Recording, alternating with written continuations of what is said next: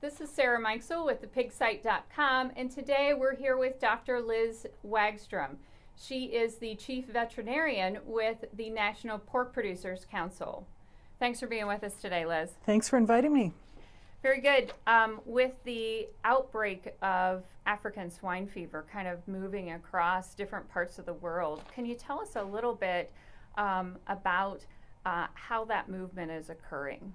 Sure. African swine fever is transmitted through close contact. So unlike some of the diseases we know that are aerosol and moved great distances, this is close contact, nose to nose.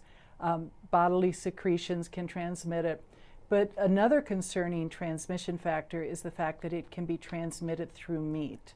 And it can survive for long times in uncooked or even cured meats. So we have reports that it's survived in Serrano hams for over a year. The other thing, of course, that we worry about is once you get a sick animal, how do you diagnose it? Right. And so the symptoms of African swine fever can mimic other diseases, whether it's a Salmonella septicemia or some of those things we'd see fairly regularly. So it's really important to have your veterinarian on board, make sure that they're sending in the correct samples.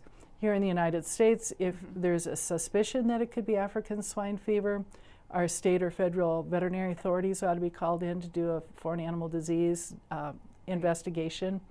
And so making sure that they're going to reputable laboratories using validated tests and that the veterinarians are sending in the right samples. In the United States, our samples of choice are spleen, tonsils, whole blood. Very good. And in other countries, what are you seeing? What kind of diagnostics are you seeing them using? Right. Well, we understand, obviously Europe has had a lot of experience with doing a great amount of surveillance. And so they're testing wild boar, they're using PCRs. We also know that they are doing some, looking at some antibodies as well as the antigen that you detect with a PCR. So having that robust surveillance, having a lot of tests, being comfortable running those tests is going to be really valuable as you look at controlling an outbreak. Right, because the tools and being able to, I would just think having the tools available to immediately attack these outbreaks are critical. Yep, and it's also really critical to have a test that you're comfortable that a positive truly is positive and that a negative truly is negative. So that's really important when you're talking about a disease that has the trade impacts as well as the animal health impacts that African swine fever has.